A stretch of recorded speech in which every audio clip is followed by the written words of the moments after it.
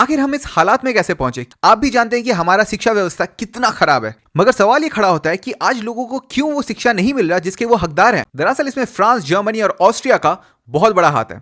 सन 1806 में जब नेपोलियन की सेना ने प्रशिया की सेना को हरा के वहां की 50% जमीन अपने नाम कर ली, प्रशिया का जो देश था, जो आज के जमाने में जर्मनी और ऑस्ट्रिया है, वो भौचक्के हो गए। उनको ये समझ में ही नहीं आया कि नेपोलियन की एक नौसिखिया सेना उनकी इतनी महान सेना को कैसे हरा दी। और फिर काफी सोच विमर्श के बाद प्रशिया के जो फिलोसोफर्स थे, उन्होंने एक रिपोर्ट बनाया और उस रिपोर्ट में यह कहा कि नेपोलियन की आर्मी जीती क्योंकि उनकी आर्मी काफी एकजुट थी।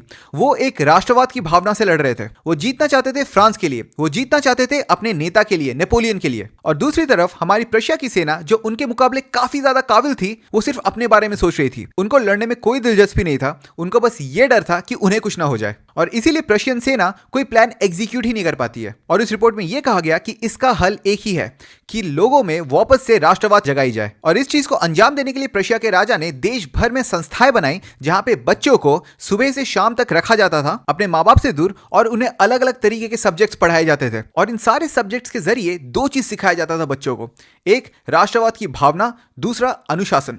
वो वही अनुशासन सिखाते थे बच्चों को जो वहां की सेना फॉलो करती थी, जैसे कि बोलने से पहले हाथ उठाना, कमरे में घुसने से पहले इजाजत लेना, वगैरह वगैरह। देखते ही देखते उनके पास एक मजबूत सेना तैयार हो गई। ये देख के अमेरिका और यूनाइटेड किंगडम ने यही सिस्टम अपने देशों में भी लागू कर दिया। मगर जैसे जैसे वक्त गुजरता गया और अमेरिका में इंडस्ट्रियल रेवोल्यूशन आया, वहां पे फैक्ट्रीज बनने लगे और वहां के दिग्गज जैसे कि रॉकफेलर, उनको चाहिए थे मजदूर। तो उन्होंने देखा कि आज के बच्चे कल के मजदूर, तो उन्होंने स्कूल का सिस्टम थोड़ा और बदला और जो नियम फैक्ट्री में लागू होते हैं उन्होंने स्कूल में घुसाया, जैसे बेल बजते सब्जेक्ट का बदलना, दिन में 2 बार ब्रेक और स्कूल यूनिफॉर्म, जो बिल्कुल एक फैक्ट्री के कर्मचारी को मद्देनजर रखते हुए बनाया गया था।